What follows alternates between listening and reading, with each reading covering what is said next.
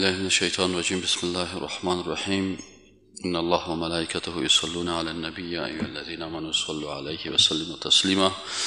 اللهم صل على محمد وعلى آل محمد كما صليت على إبراهيم وعلى آل إبراهيم إنك حميد مجيد. اللهم بارك على محمد وعلى آل محمد كما باركت على إبراهيم وعلى آل إبراهيم إنك حميد مجيد. بسم الله الرحمن الرحيم. الحمد لله نحمده ونستعينه ونستغفره ونؤمن به ونتوكل عليه ونعوذ بالله من شرور أنفسنا ومن سيئات أعمالنا. من يهده الله فلا مضل له ومن يضلل فلن تجد له وليا ولا مرشدا. اما بعد، در درس 22 عقیده در قرآن و سنت نوبت میرسه به شرح قاعده ششم و هفتم. در قاعده ششم اگر فکرتان بوده باشه ما و شما خواندیم که فرق بین لفظ فعل و معنای آن را از دیدگاه عقیده بدانیم. در این درس این نقطه مهم است که در افعال الله سبحانه و تعالی بعضی افعال هم به خالق نسبت داده شده و هم به مخلوق. مثلا فعل خلق کردن است. وقتی که ما شما آیات قرآن بخوانیم و احادیث رسول اکرم صلی الله علیه و سلم بخوانیم، ببینیم که کلمه خلق یا خلق کردن و امر کردن این هم به خالق نسبت شده و هم به مخلوق.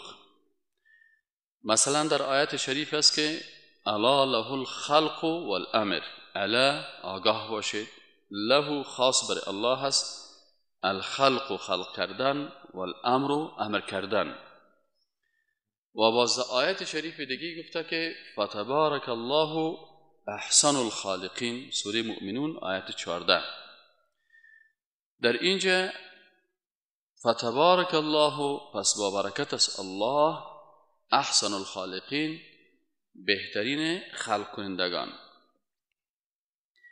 به می شکل فعل مالک بودن همین قسم است که مثلا در یک آیت شریف آمده که ولله ملک السماوات والارض، و خاص برای الله هست ملک یا مالکیت آسمان ها و زمین. و باز در آیت شریف دیگه آمده که و ما ملکتم مفاتحه، آنچه را که شما مالک شدین از کلیدهایش. خب اینجا نقطه مهمی است که وقتی سر از این افعال ما و شما میگیم که بعضی از افعال به خالق نسبت داده شده و بعضی از افعال برای مخلوق نسبت داده شده. این افعالی که به خالق نسبت داده شده و این افعال به مخلوق نسبت داده شده بعضی اوقات از نگاه اعتقادی برای بعضی ها مشکلات پیدا میکنه که اونا معنای درست از این نمیفهمن. وقتی که آیت شریف میخوانیم که الا له الخلق والامر، و باز آیت شریف دیگه را میخوانیم که فتبارک الله احسن الخالقین گفته شده. خب در الا له الخلق والامر ایره چه قسم بفهمیم؟ اول دمی آیت شریف ببینیم که در خود الا له الخلق والامر اینجا 3 نقطه بسیار اساسی و مهم است. یک نقطه مهمش این است که کلمه الا استعمال شده. الا در زبان عربی وقتی که استعمال میشه این برای تنبیه و آگاهی است که یعنی او مردم وقتی که شما قرآن میخوانین و میخواین که عقیده‌تان مطابق قرآن و سنت عقیده‌تان درست بسازین، آگاه باشین به این نقطه. پس اول برای ما آگاهی میکنه، یعنی خوب متوجه باشین، خوب عقیده‌تان صحیح کنین. له الخلق ادعی نقطه دوم است. له الخلق یعنی که خلق کردن مخلوقات ای خاص. ببینین لام این علما میگن که برای تخصیص است، برای خاص کردن، یعنی له الخلق خاص است برای از او خلق کردن. پس اینجا اول آگاهی داد، دوم تخصیص کرد. تخصیص چی معنی؟ مثلا شما یک کار میگین که واردات فلان پرزه مخصوص فلان شرکت است، این فقط از اونمون شرکت میتونه ایره وارد بکنه، دیگه شرکت ایره وارد کرده نمیتونه. پس وقت خلق است اینجا ببینید که الله سبحانه و تعالی چی میگه؟ میگه له الخلق، یعنی خاص از خلق کردن، خاص است برای الله سبحانه و تعالی. این نکته دوم که در آیت شریف است. سوم نکته این است که این زیادتر این کسایی که نحو صرف خوانده باشه اونا میگن که امی الخلق مبتدا هست و له که است خبر است. میگه وقتی که خبر پیش ذکر میشه معنای حصر میده. معنای حصر چی معنی؟ یعنی وقتی که خبر پیش از مبتدا ذکر میکنه فقط به یک چیز انحصار پیدا میکنه، از او به دیگه معنی و به دیگه طرف نمیره. پس در این آیت شریف خلاصه 3 نقطه هست که یک درس اساسی را میده. او درس چی است؟ میگه آگاه باشین که فقط و فقط خلق کردن و امر کردن مخصوص الله هست و این دو فعل منحصر است فقط به الله، این کار کسی دیگه کرده نمیده. خب ما یک عقیده را کردیم که خلق کردن مخصوص الله هست.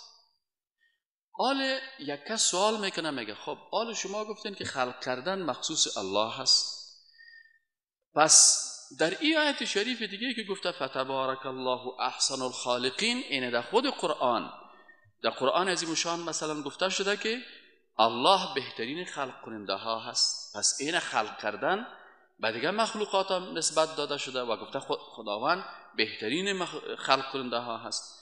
همچنان در حدیث شریف آمده که امام بخاری در حدیث 5961 که صحیح البخاری روایت میکنه که رسول اکرم صلی الله علیه و میگه که برای انسان‌هایی که در دنیا تصویر زنده جانها را رسامی میکنن یا تصویر میگیرن، بر از اینا در روز قیامت گفته میشه که احیوا ما خلقتم، شما زنده کنین آنچه را که خلق کردین. این میگه در اینجا هم کلمه خلق برای انسان استعمال شده.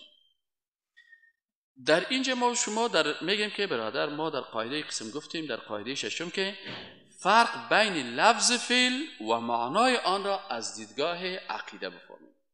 یعنی قاعده را براتون گفتیم که وقتی یک فعل لفظش را میخوانی و معنای از او را فکر میکنی، باید ما عقیده مربوط به معنای از او میشه که لفظ میتونی سر از او هم استعمال کنی، سر از او هم استعمال کنی، اما از نگاه معنا.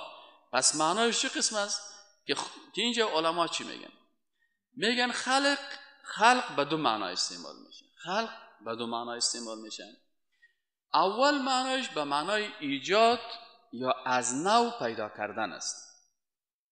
یک چیز هیچ وجود نداره، زمین هیچ وجود نداره، آسمان هیچ وجود نداره، انسان هیچ وجود نداره، نبات هیچ وجود نداشته، انال ایره از نو پیدا میکنه. صاحب لسان العرب چی میگه؟ میگه والخلق فی کلام العرب، میگه عربا وقتی که خلق استعمال میکنن ابتداء الشیء، یعنی از نو ساختن یک چیز، علی مثال لم یسبق له، به یک شکل او را میسازه که قبلا مثل از او وجود نداشته. پس وقتی که پیدا کردن یک چیزی که قبلا وجود نداشته او خلق کردن مخصوص الله سبحانه و تعالی است. پس اگر مقصد انسانی باشه که ما میگیم که الله خالق است، معنای چی است؟ که الله ذاتی است که او، ببینید بسیاری وقتا مشکل که بر مردم پیدا میشه در همین نقطه پیدا میشه. یکی معنای خلق 2 معنا گفتیم داره. معنای اولش چی است؟ که هیچ وجود نداشته، بازور از هیچ پیدا کردن. و دوم معنای چی است که علما میگن معنای دوم چی است؟ تحویل الشیء من صورت الی اخرى، تغییر دادن یک چیز از یک شکل به شکل دیگر. اون را هم میتونی خلق استعمال کنی. مثلا میگیم که نجار این میز را خلق نمود. عرب ها میگه خلقه النجار هذه المنضده، این میز نجار ساخت. آل ساختن میز نجار با ساختن درخت الله چی فرق داره؟ الله این درخت قبلا هیچ مثال از وجود نداشته، الله این خلق کرده، او خالق است. نجار چی کرده؟ نجار امو چیزی که الله او را خلق کرده او را از یک شکل به شکل دیگه تبدیل میکنن. مثلا قبلا درخت بود، از درخت چی جور کرد؟ میز جور کرد. چوب برش دادیم، توتا چوب است، نجار میره ایره پارچه پارچه میکنه، از او دیگه وسایل میسازه. پس نجار خلق به معنای تغییر یک چیز از یک شکل به شکل دیگه است.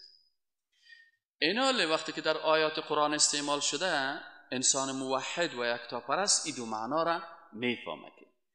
وقتی ما میگیم که الله خالق است، پس خلق کردن الله به این معنا هست که اصلا وجود نداشته، او را الله با قدرت خود خلق کرده. و خلق کردن نجار یا انسان چی هست؟ که انسان یک چیز موجود تبدیل میکنه، تغییر میده از یک شکل به شکل دیگه. گلکار چی میکنه؟ خشت خاک که تا آب گرد میکنه از او خشت میسازه. پس این از هیچ خشت نساخته، بلکه اونجا قبلا خاک وجود داشته و آب وجود داشته او را ساخته. یا ادیسن برق از هیچ پیدا نکرده، اونجا آب وجود داشته، در بین برق امکانات گرفتن، در آب امکانات گرفتن برق است، پس از آب برق گرفت. کسی که تیل اختراع کرده او از هیچ پیدا نکرده، به خاطر که تیل در زیر زمین وجود داره. این فقط همه قدر وسایل پیدا کرده که چه قسم این تیل از زیر زمین پیدا کردن و چه قسم این کشیده. خود تیل وجود داره. مثلا یا دیگه فلزاتی که هست وجود دارن، این فقط کشف کرده. این کشف کردن یا خلق کردن انسان به این معناست که یک چیز موجوده تغییر میده. مثلا زرگر میگه ولی این زرگر بسیار خوب خلاقیت داره. چی معنی خلاقیت از او؟ یعنی خوب میتونه که از طلای خشت یک زیور زیبا بسازه.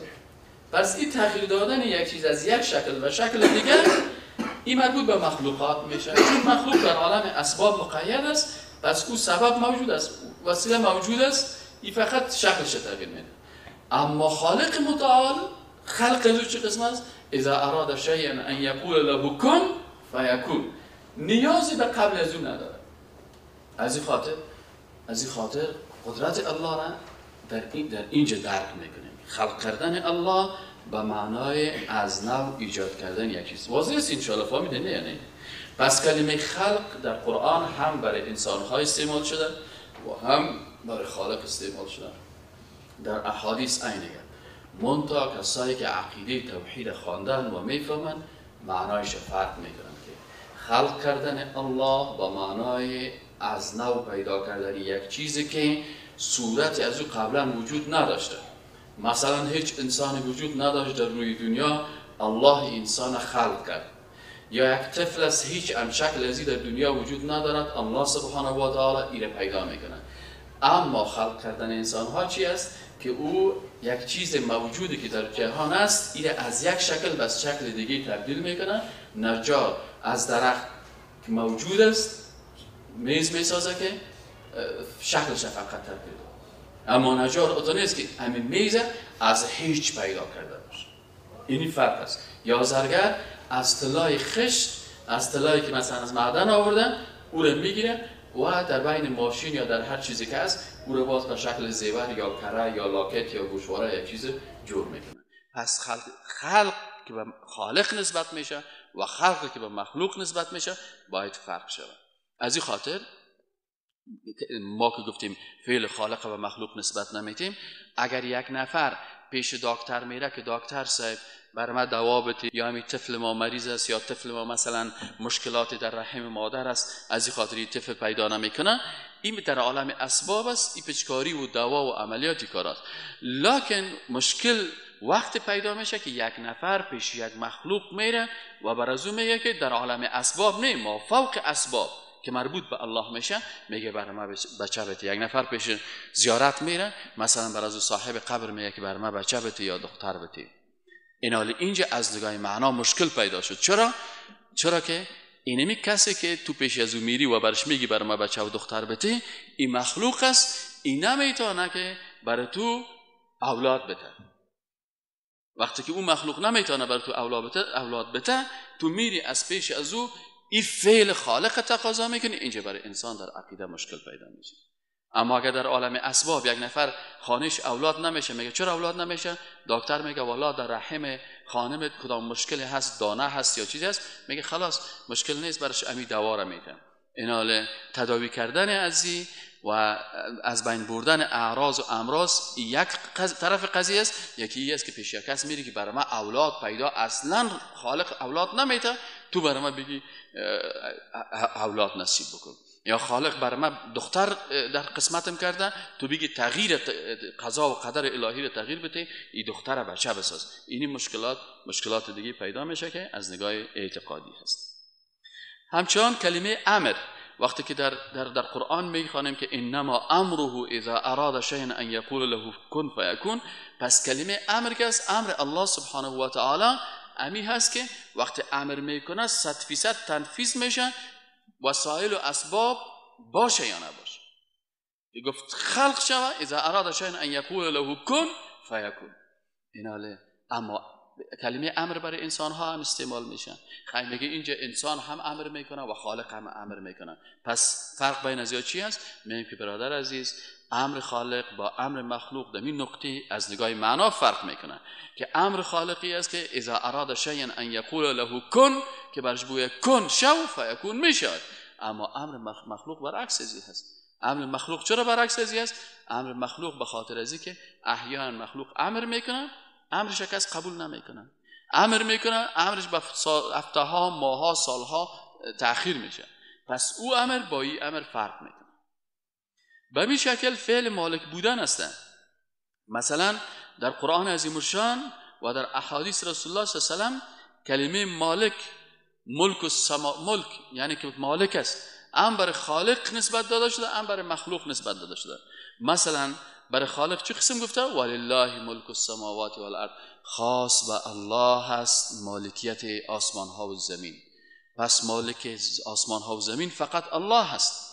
اینجا در آیت قرآن ملک فقط برای الله سبحانه و تعالی بیان شده. اما در آیت دیگه قرآن میگه و ما ملکتم مفاتیحه، او چیزهایی را که شما مفتاح یا کلی های از را مالک شدین.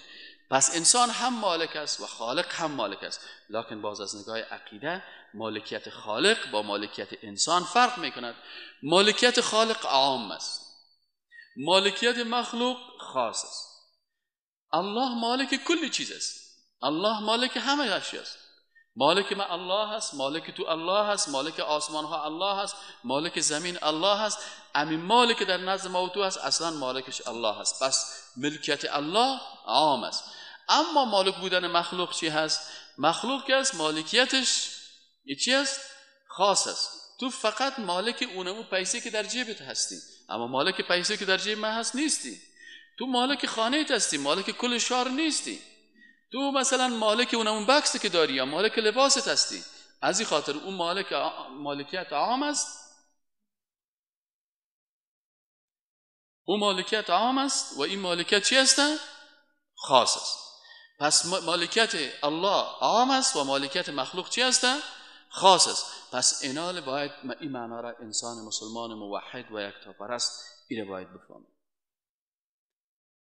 از این خاطر وقتی که ما فهمیدیم که ملکیت الله عام است و در حقیقت مالک هر چیز الله است، اما آنچه که پیش ما هست مثل یک امانت است. امروز پول است، مثلا 1000 افغانی صبح در جیب تو هست، مالکش هستیم. چند دقیقه بعد مالکش یا کس دیگه هست، پیش دکاندار میبرید 200 روپیه سودا میخری، ازاری به جیب ازوره. پس مالکیت خالق با مالکیت مخلوق از نگاه عام و خاص بودنش فرق میکنه. خالق مالک هم است. دیگه فرق دومی چی است؟ مالکیت خالق ابدی هست. مالکیت خالق ببخشید تام و مطلق است، اما مالکیت مخلوق مقید است. الله مالک است، در ملک خود هر قسم خواسته باشه تصرف میکنه. خاص به یک دقیقه یک منطقه را از بین میبرن، خاص یک منطقه را ایجاد میکنه، خاص در یک ثانیه به میلیون ها انسان خلق میکنه و خاص در یک ثانیه به میلیون ها انسان از بین میبرن و در مالکیت خالق کسی چیز گفته نمیتونه. اما مالکیت مخلوق چی است؟ مقید است. ما و تو پیسه داریم، لکن قید است در پیسه. ما و تو نمیتونیم پیسه خود در هر چیز استعمال بکنیم. پول ما هست، میگه پول ما هست، ولی در پول خود ما نمیتونیم میره در حرام استعمال بکنیم. خانه ما هست، امی هم مقید است. پس مالکیت خالق مطلق است و تام است و مالکیت مخلوق مقید است. مالکیت خالق ابدی هست، یعنی آنچه که الله مالکش است او را کس از پیشش گرفتن نمیتونه. اما مالکیت مخلوق کس موقت است. موقت چی معنی؟ یعنی وقتی است، آنی هست. یک وقت تو صاحب یک خانه هستی، چند وقت بعد بری بگی برادرم خانه ته چی کردی؟ میگه والا خانه ما فروختم. پس اونجا قواله شب دیگه کسی گرفت. اینال میگه والا مالکیت چی است؟ یک روز یک چیز پیش من است، بس هواش پیش من نیست. اینال مالکیت هم از انسان که هست ابدی نیست بلکه موقت است. مالکیت خالق کامل است و از مخلوق ناقص است. به این خاطر در اصطلاحات و الفاظ اعتقادی که هست از نگاه معنا انسان باید ایره بفهمه. مثلا بعضی کسایی که میگه والا امی مالک شهر کابل که است عاشقان و عارفان است. بعضی کسایی که میزنن اینالی اگر معنای مالکیت خالق میفهمید، مالک شهر کابل عاشقان و عارفان وقتی شده میتونست که عاشقان و عارفان همیشه حیات میبودن و قبل از پیدا شدن کابل اونا زنده میبودن. پس اونا مالک عاشقان و عارفان نیستن. چرا؟ به خاطر از اینکه قبل از پیدایش از اونا کابل وجود داشت و بعد از مرگ از اونا کابل وجود داره. پس چطور مالک هست که خودش رفته؟ اگر عاشقان و عارفان مالک کابل بود، پس اونا که فوت کرد میراث خورش کی است؟ باز مشکل پیدا میشه. اینالی این کلمات و اینی چیزا رو بعضی اوقات بعضی کسایی که مشکل اعتقادی پیدا میکنن مشکلشانی است که مسائل اعتقادی را به شکل احساساتی بدون تحقیق، بدون از اینکه قرآن چی میگه، بدون از اینکه معنای از این کلمه چی هست، مثلا این کلمه معنایش رسول اکرم صلی الله علیه و آله چه قسم تشریح کرده و صحابه کرام چه قسم فهمیدن، بدون از اون احساساتی ما ولی قسم میگیم و اینجا مشکل پیدا میشه. و مشکل اساسی نمی است که همیشه ما بر شما گفتیم که مردم افغانستان وقت ندارن بیچارا که در درس عقیده اشتراک بکنن. در ستاره افغان که بری بسته تالار پر است. اگر یک مسابقه لفظی قرآن باشه، مثلا اگر میل در این مسجد ما شما یک مسابقه بریم و بگویم که در مسجد عثمان ابن عفان رضی الله عنه در نوابات دیکیپک پالوی تانک تیل بسیر سالنگی صحیح نه؟ اگر ایره برشان بگویم که بیادر در سرک بادامباغ در مسجد حضرت عثمان در منطقه نوابات دیکیپک پالوی تانک تیل بسیر سالنگی این مسجد است و در این مسجد یک مسابقه حسن تلاوت است، شیرین زبانی. با اونجا صاحب سعی کنید که بعضی قاری صاحبا صاحب از کل دنیا صاحب دویده میه که بریم صاحب نام ما رو در لیست بگیریم. و دیگرایی که هستن صاحب هر کسی که 4 آیت خوب صدای خوبش داره اینجا میه، اگر جایزه است برش بگیم که والا اگر کسی یک سوره را یاد داشته باشه مسابقه هست برش یک 500 یا 1000 روپیه برش جایزه است. ببینید شاید این منطقه حرکت منطقه نفر بگیره که والا مسابقه است و بیا بریم در این مسابقه ببینیم چی گپ است. نان چاشت هم داره خوب 7 قسم غذا پخته شده و چند نفر تجاری را تمویل میکنن. اگر یک دو سه دفعه مرتبه اعلان بکنی ببینی که صاحب این منطقه کت منطقه یک بلز جای هم نمیمونه. چرا؟ اونا برای زیاد ارزش قائل هست. اما برای چیزی که رسول اکرم صلی الله علیه و آله 13 سال وقت خدا داد و 13 سال در مکه مکرمه و مدینه منوره، نبی اکرم صلی الله علیه و سلم در 13 سال در مکه مکرمه فقط رسول اکرم صلی الله علیه و سلم معنای لا اله الا الله را بر مردم بیان میکرد، صفات الله را بیان میکرد، افعال الله را برشان بیان میکرد، آیاتی که درباره قدرت الله هست این را بیان میکرد تا که مردم این عقیده را بفهمند. 60 سال 70 سال از عمرش تیر شده، اگر برش بویی که برادر ببخشی این خلق کردن در قرآن هم به خالق نسبت داده شده هم به مخلوق نسبت داده شده، تو به نحیث مسلمان بین از این دو خلق چی فرق میکنی؟ جواب گفتن نمیتونه. چرا برای چیزی که وقت ندادی، ارزش ندادی، وقت ندادی، اون نمیفهمی. و همین قسم است که بسیاری کسان اما تو مفت در دوزخ میره، در شرک مبتلا میشه. چرا نبی اکرم صلی الله علیه و چی میگه که شرک مثل دبیب النمل است. دبیب النمل چی معنی؟ یعنی مرچک‌های بسیار خرد است. اگر حالا ما و شما اصطلاح بگیم والا امی شرک است مثل امی باکتریاهای یک حجروی وارست. باکتریای یک حجروی تو خبرم نداری که میکروسکوپ هم نمیفهمی او داخل وجود تو میشه و یک نفر مبتلا میشه و امیال بسیاری کسا را ببینی. من متاسفانه نمی روزا یک کتاب نوشته میکنم، سر از این کتابای چیزها را جمع کردم، همین تعویضگرا و فالبینا را که کتابا را نوشته میکنم. باور بکنید در این کتاب من چیزهایی را یافتم که خوب آدمی که مولوی است، عالم است، خوب لنگی سفید در سرش، از چندین پشتی عالم است.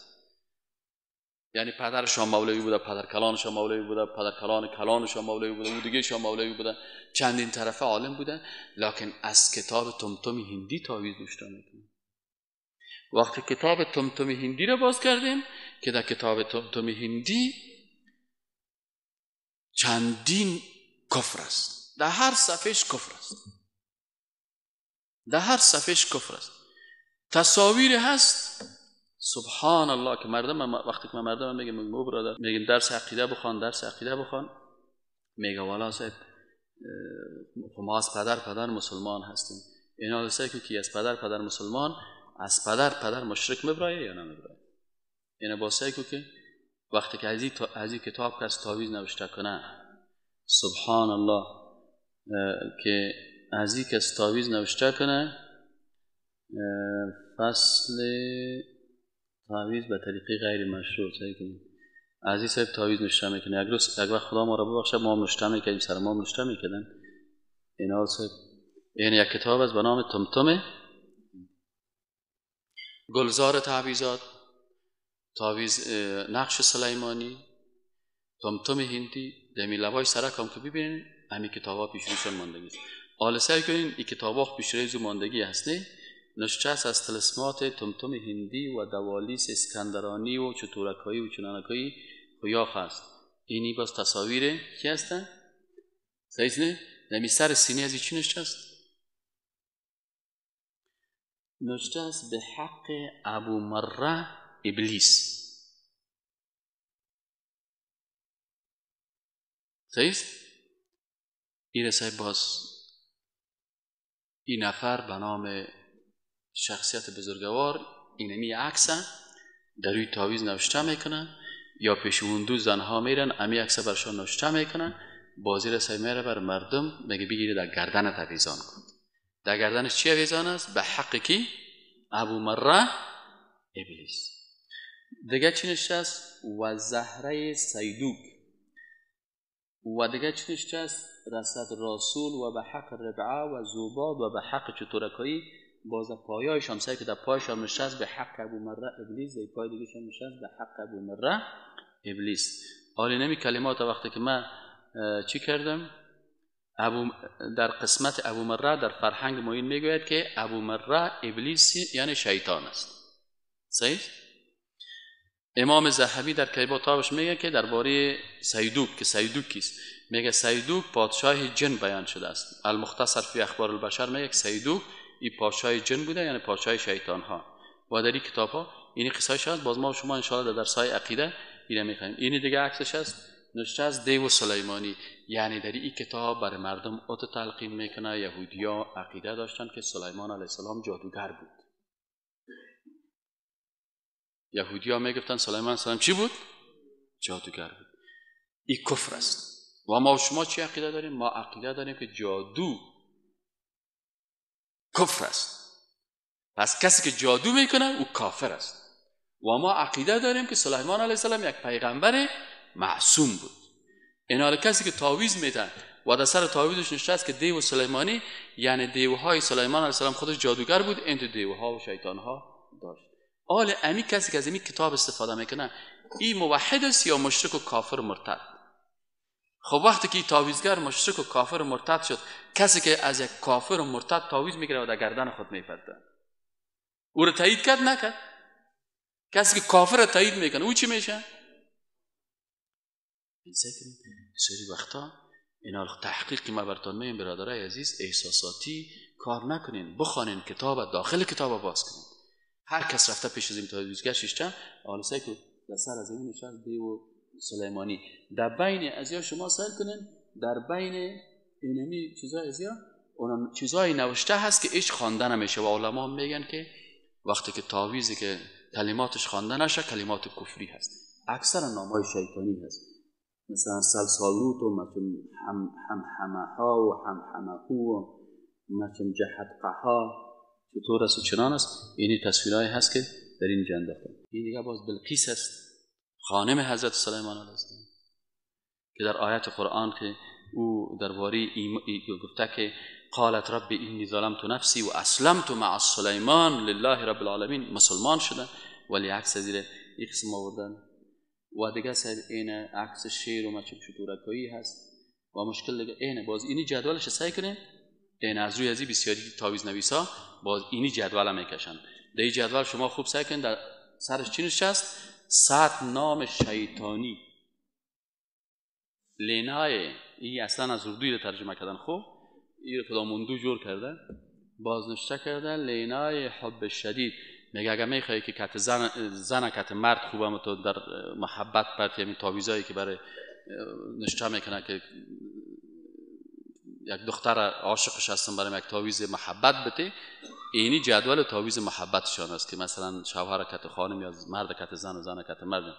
اینا اینی 100 نام شیطان است، ابلیس و تیقور و دوفا و مچم لطوش و تیهاهو و لاقیتور و سیاقور و الملوش و لحوش و تیقور. این است. اینا کسایی که تاویز محبت میگیرن یا پیش اندو میرن و یا پیش از تاویزگرای شیطان صفتی که از الله نمیترسن، این فالبینا و جادوگرا میرن. اینا آلو بیرقشون معلوم دار از کتابشون در تمتم هندی. برو در پشت مسجد پلخشتی بگید تمتم هندی داری، میگه چند پس 50 روپیه بده تو یک دانه اینو بگی خودت حداقل بخور. واونه در ورق صفحه 156 در صفحه 156 نشته کرده که این 100 نام شیطانی، یعنی فقط کمک از چی است؟ از شیطان است و نه کل چیزایی است. اینی است مشکل مردم ما و شما بیچارا که در عقیده. چرا در عقیده کافر میشن؟ درس عقیده را نمیخوانن و میره پیش اندو تاویز میگیره، میره پیش فالبین تاویز میگیره. خب قاعده هفتمه که ما و شما خوانده بودیم این بود که بدانیم که چگونه امتهای قبلی در ربوبیت خالق منحرف شد. قاعده هفتمی بود که ما و شما بفهمیم که امتهای قبلی در ربوبیت خالق چه قسم منحرف شدن. اینال در ربوبیت خالق امی افعال الله سبحانه و تعالی در قرآن عظیم الشان و در احادیث رسول الله صلی الله علیه وسلم و در کتاب‌های سیرت برای ما مفصلاً بیان شده که یهود به این خاطر کافر شد، نصرانی ها به این خاطر کافر شد، پیروای ابراهیم و اسماعیل علیه السلام که قریشی ها بودن به این خاطر اینا مشرک شد. پس کل ازی بیان شده. چرا بیان شده؟ به خاطر ازی که تا وقتی که انسان میکروب نشناسه، ویروس نشناسه، انتی ویروس در مقابل از او استعمال نمیکنه. حالا شما برین پیش یک نفری که نمیفهمه بگو در دست من اینی دانه هست، در دست یک کسی یک چند تا دانه برآمده، پیش یک کسی که نمیفهمه ببری دستش قسمی میگیره میگه او ولد دست دانه است، به نظر من پیش برو فلانی چیزی بگی. اما وقتی که پیش یک دکتر متخصص میری، دکتر متخصص که برش بگی صاحب دکتر صاحب این دست من و خودش متخصص امراض جلدی است، برش بگی دکتر صاحب دست من اینی چی است، او که دکتر صحیح باشه اینقدر دست کشور در این دستای خود بسته و پرسانش که چی شده دستت کردی؟ برادر این دانه که دست تو برآمده این میکروبی هست، این ساری هست، این دانه دستای ما مبره خیمونو نفر خود دست خود دستای مرا گرفت و تا بالا کرد. میگم خب بیعقل است. او خود نمیفهمه، این نمیشناسه. این دانه‌ها بسیار خطرناک. بازی دکتر صاحب هم دستکش استفاده میکنن و این دستکش هایش هم 12 است. دستکش های آیدی نیست گرفته باشه از پول باهمی از دکان خریده باشه آورده باشن. دستکش های تعقیم شده هست تا مبادا که اینمی نفر با مرض چیز نشه، به دست ازی سرایت نکنه. اینال اینمی قواعد تعقیم شده از طرف الله و از طرف رسول اکرم صلی الله علیه و در عقیده بر ما و شما در قرآن اسمشان بیان شده، یکی و در احادیث رسول الله صلی الله علیه و بیان شده و در کتابای سیرت بیان شده و علمای که کتابای خود از قرآن و سنت گرفتن. یگان تا است که رفتن سر از عقل و از جبریه و قدریه و معتزله و خوارج و مچن فلان و فلان کتزوا کار نداریم. کسایی که از قرآن کریم و سنت رسول الله عقیده خود گرفتن این همیشه بر ما بیان کردن و گفته که مثلا چرا امتهای قبلی دی کافر شدن، یکی بر ما گفتن. یک تعداد بودن آیت قرآن چی میگه؟ میگه که بعضی ها گفتن که صاحب و قالوا ما هی الا حیاتنا الدنیا نموت و نحیا. گفتن اینمی زندگی ما فقط چی هستن؟ حیات دنیای ما، اینمی زندگی نموت و نحیا و ما یهلکنا الا الدهر. میگه ما زنده میشیم میمیریم، اینمی طبیعت ما را خلق میکنه. پس اینال اینجا قرآن از نشان میده کسایی که نسبت خلق به طبیعت میتن که والا طبیعت خلق میکنه و والا سیستم ساینسی نمی قسم ما را پیدا میکنه و پس این به حساب کیمیایی میریم و فیزیکی پیدا میشه چطور میشه. اینی کلمات که میگفتن اینی سبب گمراهی و کفر از اینا شد. بعضی کسای دیگر میگه که اینا چرا کافر شدن و مرتد شدن؟ میگه یا قدرت الله سبحانه و تعالی را به زنده کردن و میراندن، مثل که برای ابراهیم علیه السلام وقتی که پیش نمرود رفت گفت که پروردگارت کی است؟ گفت پروردگار من کسی است که زنده میکنه و میمیرانه. نمرود گفت که من هم زنده میکنم و میمیرانم. گفت نشان بودم برای ابراهیم علیه السلام. گفت اینه من برات نشان میدم. چه قسم نشان میدی؟ نمرود گرفت صاحب 2 نفر بندی ها را گفت بیارین. 2 نفر بندی را که آوردن، یک بندی را گرفت امر کرد گفت ببرین بکشین. گفت اینه ایره کشت. دیگه گفت اینه یام خود در جمله مردا بودی را من میتونستم. ایره گفتم نه زنده باشه. ابراهیم علیه السلام فوراً به جوابش گفت که پس خالق ما کسی است که آفتاب از مشرق طلوع میده. خیلی تو بگی آفتاب از مغرب بیاد. فبهت الذی کفر. باز این ایران ما انسان کافر که حال آفتاب خو من نمیتونم. اما اون نمرود معنای خلقت نمیفهمید که خلقت معنای چی است؟ که یک چیزی را که هیچ وجود نداره پیدا میکنه. همین انسان که در رحم مادرش وجود نداشته، این چه قسم پیدا کرده، چه قسم جسم از پیدا کرده، چه قسم در بین از روح داخل کرده، این نمیفهمید. پس ابراهیم علیه السلام دید که بسیار بی‌عقل است، به این شکل نمیشه. باز آمد نقطه دیگه برش بیان کرد که پس خالق ما خو آفتاب از مشرق طلوع میده، تو خیبی از مغرب طلوع بده. فبهت الذی کفر. پس میگه این کافر مبهوت ماند، یعنی لاجواب ماند. اینال بعضی کسا به این شکل چی شدن که از بعضی از خصایص ربوبیت به غیر الله، بعضی کسا کافر به این شدن که متصرف به غیر از الله کسی دیگه را فکر کرد. مثلا گفتن والله این زمین و آسمان فلانی نسبت دادن به یک بت یا به مجسمه، گفتن این زمین و آسمان او نگاه میکنه. این انسان ها را در روی زمین، امی تاویز پرستا، بعضی ستاره پرستا که یا زیادتر در تحویزهای خود از ستاره ها یا استفاده میکنن، از ابجد استفاده میکنن، یا میگن که ستاره ها هستن که اونا قدرت بزرگ دارن در زمین و انسان ها را خلق میکنن یا از بین میبرن. پس اینا کافر شدن و از عقیده اسلامی منحرف شدن. ستاره پرستا بعضی کسایی بودن که متصرف، که این دنیا را کی تصرف میکنه، کی روز میره، کی شب میره، کی تغییر میره، کی چیز میره، اینا مخلوقات میره. حالا بسیاری کسا را سائل کنی کفتر شاید شمشیر را متصرف فکر میکنه، میگی کفتر رو وشکو نکشی که میکشه، داری دست نزنی، کمی دست زدی خانواده تا تباه میکنه، کلتان از بین میره. یعنی کفتر مالک متصرف است. در یک جای صاحب رفتیم ماهی خوب در زیر مسجد، اونجا یک جای است مایا عوض پرست میگیم تو از مایا یک دو دانه پخته کن، الله این مایای پیر صاحب است، این غرض نگیری که میکشید. یعنی کشنده ما زندگی بعد از 4 تا ماهی است گفتم بیار مرا بکشن. نه نه نه تو مهمان هستی، ما را می قریم ما را دغم میپرتی، همین قریم رو تکت تکه میکنی، نکو گمش کن. شما خب وهابیستین، با مایی عقیده ندارین، با کفتر عقیده ندارین. یک تعداد مردم ها که وهابی نیست در هندوستان و موش هم پرستش میکنن.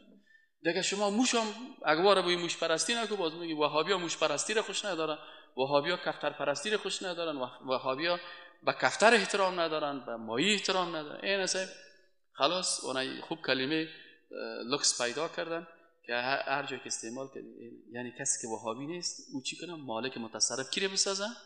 کفتر رو بسازه. مالک متصرف کی رو بسازه؟ ماهی رو بسازه. مالک متصرف مثل اون دو یک فرقه در هندوستان بود، تصویرای رو برام آورده بودن که موش‌ها را پرستش میکنن. او مالک متصرف است. یا یک دانه بت سر یک شیر شاندن، بازور می‌نویسه شیر و والی است. این چی است؟ عیسی انسان را نگاه میکنه. مالک متصرف او هست. اوست که ما را نگاه میکنه، اولاد ما. بعضیا میگن مالک متصرف اینمی اولاد ما، اینمی مورگک است که ما سر باربندش کشال میکنیم. اگه این موره نباشه، اشتوک ما از بین میره. گفتم خیلی وادی که این مورگکی رو نگاه میکنه یا چوبکی که سر باربند زیزن که وقتی که اشتوک در بطن مادرش بود، خیلی نیم خشتی رو سر شکم مادرش هم کشال میکردی که اونو گاش میکرد در بطن مادر که دانش ما شیرام نبود و غذا هم نبود. اونجا چه قسم الله او را تغذیه میکرد و نگاه کرد در حالات سخت. اونجا الله نگاهش میکرد. حالا که تولد شد، حالا که اونجا پستانای مادرش پر از شیر مادر الله برش کردن، حالا که اکسیژن وجود داره، نرمال تنفس میکنه. اونجا در بین مادر چی وضعیت است؟ در بین یک جای هست، در بین یک مکانی هست که اگر شما در یگان وقت پیش می دکترها رفتین، امی معاینات تلویزیونی شما سعی کنید که می طفل در بطن مادر در چی یک حالت قرار داره.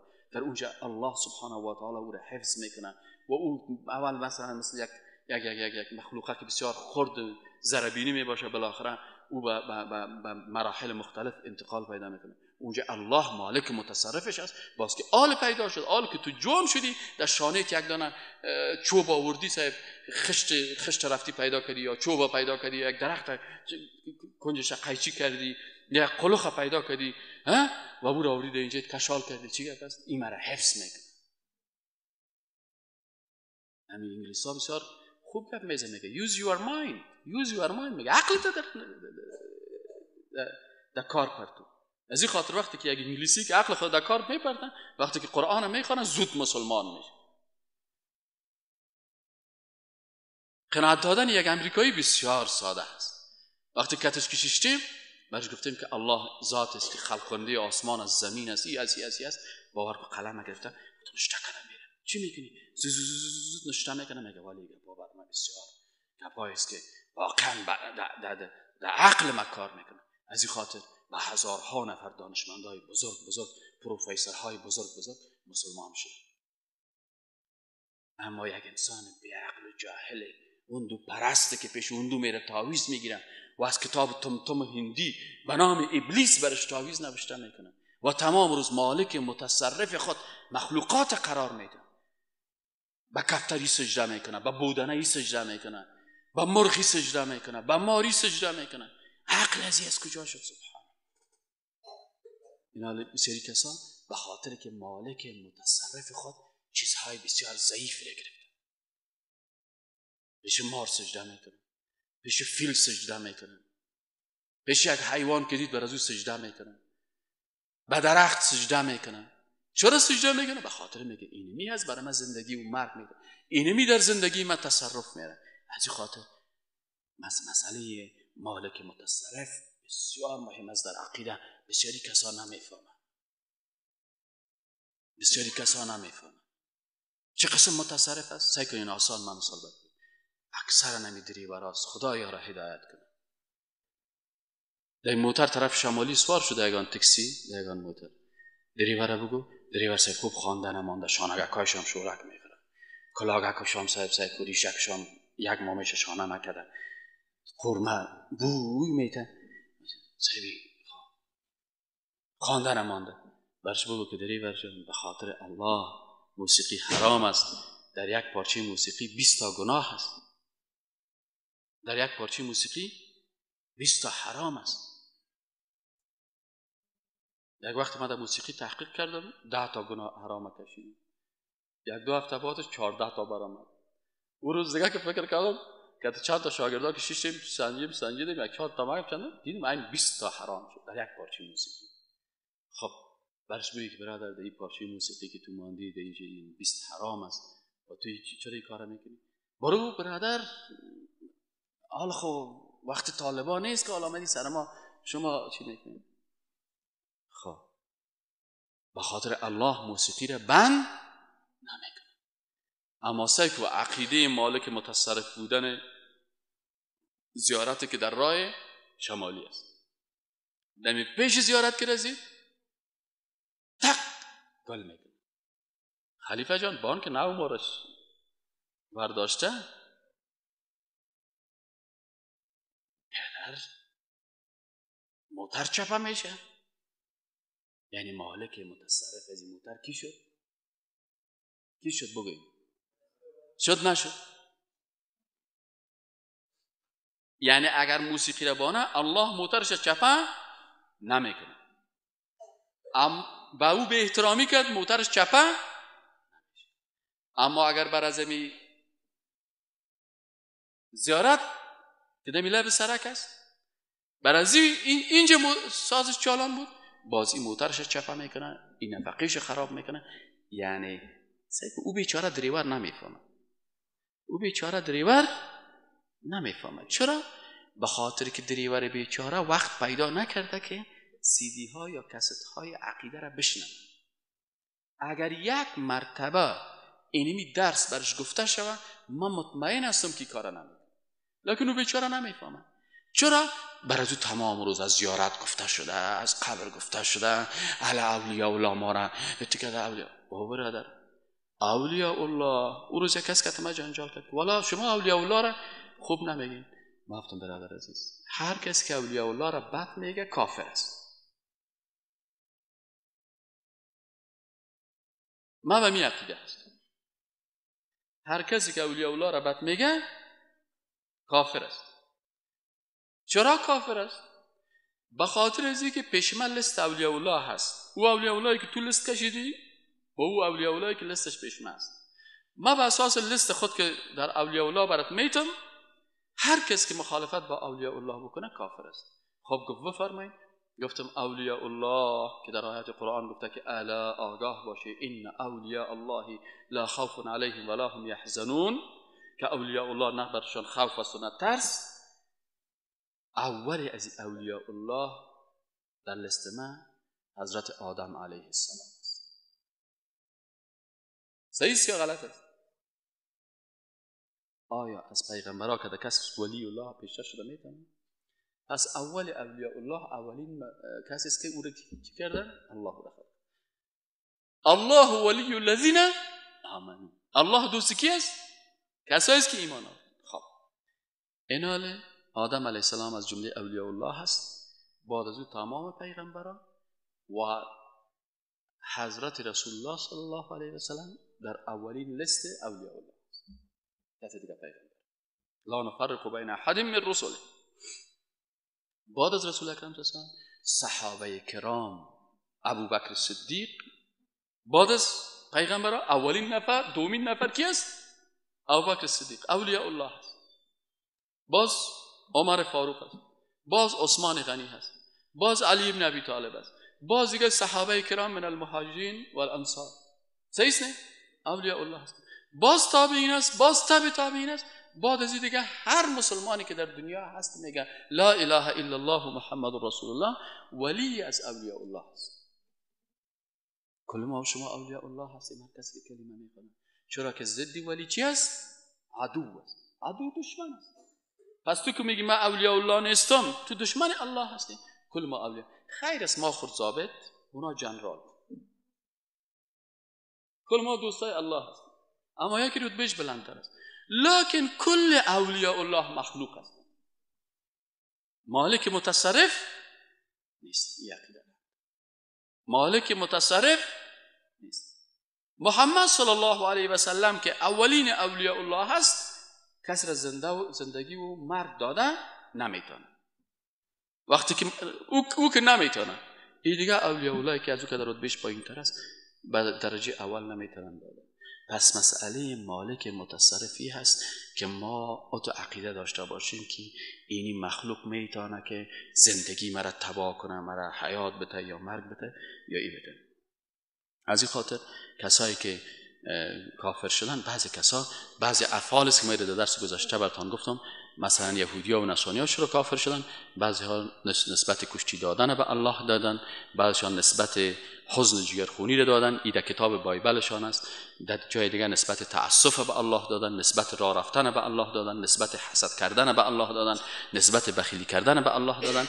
اینی نسبت‌ها را که دادن یا چی شد؟ سبب شرک و کفر از اینا شد که متاسفانه بعضی از مسلمان ها هم با تأثیر به این کتاب ها نسبت حیران شدن و بعضی نسبت هایی را متاسفانه در کتاب های خود میته که مثلا بر خداوند نان تیار کرد و باز یک گفت خدای کجاستی که تو بخوری و نان بخوری و کجا هستی که چی کنی؟ مثل همین شعرهایی که شما بشنوید در بازارها در ناطق میخوانند که 40 شب 40 روز کار کرد، آن بیچاره نان تیار کرد که کجا خدایا بر تو نان پخته کردیم چی کنیم؟ یعنی نسبت خوردن نوشیدن اینیا رو به الله دادن.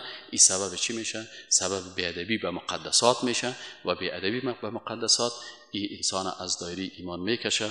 سبحانك اللهم و بحمدک اشهد ان لا اله الا الله استغفرك و اتوب